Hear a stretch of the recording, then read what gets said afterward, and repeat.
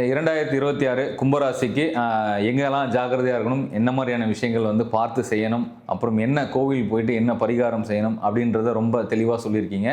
So கடைசி ராசியான மீன ராசி, இந்த ராசிக்கு என்ன மாதிரியான பலன்கள் காத்துக்கிட்டு இருக்கு அப்படின்றத அகஸ்தியர்கிட்ட கேட்டு சொல்லுங்கள். ராசி மீனராசியிலும் அதில் புரட்டாதி உத்திரட்டாதி அவங்களுக்கு இருக்கக்கூடிய ராவரி நட்சத்திரம், இந்த 3 நட்சத்திரமே பலமாக இல்லை.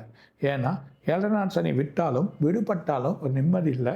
வீட்டில் வந்து பிரச்சனைகள் அதிகம், தூக்கம் கிடையாது, பிள்ளைகள்னால குழப்பங்கள், உறவுனால குழப்பங்கள், ஒரு கூட்டாக அந்த குடும்பங்கள் பிரிஞ்சு போகிறது வழிகள், அந்த மாதிரி நிலைமைகள் ஏற்படுறதுக்கான வாய்ப்புகள் உண்டு. இடம் மாற்றங்கள் வேணும், வேறு இடத்துக்கு போய் தங்கலாம் அப்படின்ற ஒரு எண்ணங்கள் வரும். தூக்கன்றதே இருக்காது, ஒரு நிம்மதியின்றி போயிடும். மருத்துவ செலவுகள், மிகப்பெரிய செலவுகள் ஏற்பட்டிருக்கும். உறவு வழி, இல்லை தந்தை வழி, அவங்களுக்கு கூடிய அப்பா அம்மாங்கள் அவங்க வழி, இல்லைன்னா இவரே முன்னின்று செயல் பண்ணக்கூடிய நிலைமை அந்த மீனராசிக்கு ஏற்படுது. அது பர்டிகுலராக புரட்டாதி நட்சத்திரத்துக்கும் அது இல்லாமல் இருக்கக்கூடிய உத்திரட்டாதி நட்சத்திரத்துக்கும், இந்த 2 நட்சத்திரத்துக்குமே எதிர்பார்க்காத வழிகள் ஏற்படும். அது இல்லாமல் எங்கே போனால் ஒரு செலவு வருது, வாகனங்கள் வந்து சரியில்லாமல் போய்டும், ரிப்பேர் ஆகும், அதுக்கு சின்ன செலவு போய் பெருசாகிடும். வீடில் சின்ன கை வைப்பீங்க, ஒரு ப்ளம்பிங் பண்ண போவீங்க, அது பெருசாகிடும். அதுக்கான செலவுகள் ஏற்படுறதுக்கான வாய்ப்பு உண்டு. அது பர்டிகுலராக இந்த மே மாதம் வரைக்கும். மே மாதம் முடிஞ்சதே உங்களுக்கு ஆட்டோமேட்டிக்காக உங்களுக்கு குரு மாறுகிறார். பஞ்சமத்தில் குரு போனது ஒரு சைலண்ட் ஆகிடும். வருமானங்கள் வரும், வருமானங்கள் தேவைக்கான வருமானங்கள் வரும். ஆனால் செலவுகள் கூட இருக்கும், செலவுகள் அதிகமான வழிகள் இருக்கும். இருந்தாலும் கடன் வாங்கி செயல் பண்ணுறது, இவங்க ரொம்ப பொறுமையாக இருந்து அதை வழி பார்த்து செயல் பண்ணுறது தான் நல்லது. அது இல்லாமல் உடல் உபாதைகள், உடல் உபாதைகள் பார்த்தீங்கன்னா கண் பார்வையிலேருந்து கழுத்து, தூக்கம் இருக்காது. ஆணுக்கு வந்து ரத்த அழுத்தங்கள்லாம் ரொம்ப கேர்ஃபுல்லாக இருக்கணும். மார்பகம் சம்மந்தப்பட்டது, இடுப்பு, அது இல்லாமல் அவங்களுக்கு இந்த கை கால் விட்டு விடுறது, அந்த மாதிரி நிலைமைகள் ஏற்படுறதுக்கான வாய்ப்புகள் உண்டு.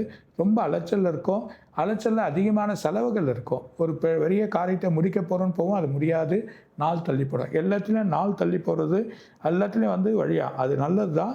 அதே நேரத்தில் நீங்களும் சில காரியத்தை தள்ளி போட்டு சில விஷயங்களை பண்ணுறதோ, இல்லை இடம் வாங்குறதோ, வழி வருதோ, அந்த விஷயத்தை கொஞ்சம் தள்ளி போட்டு வழி பண்ணுறது நல்லது.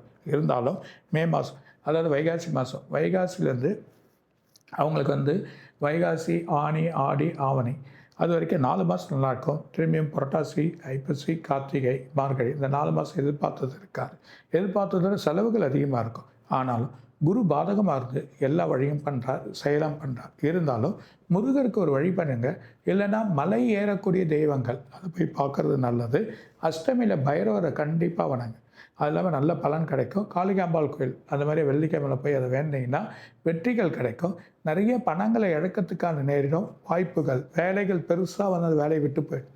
அதனால் வேலையை விட்டுட்டோமேன்ற ஒரு கவலையே பெருசாகிடும். அது இல்லாமல் அந்த வேலைக்கோசம் திரும்ப முயற்சி பண்ணி பணம் செலவு பண்ணுறதோ வழி பண்ணுறதெல்லாம் வேணாம். பணம் இழக்கக்கூடியது, வீட்டில் இருக்க பொருள் கொஞ்சம் காணாமல் போகிறது, வாகனங்கள், சில செலவுகள் உற்பத்தி பண்ணுறது, இதெல்லாம் வரப்போகுது.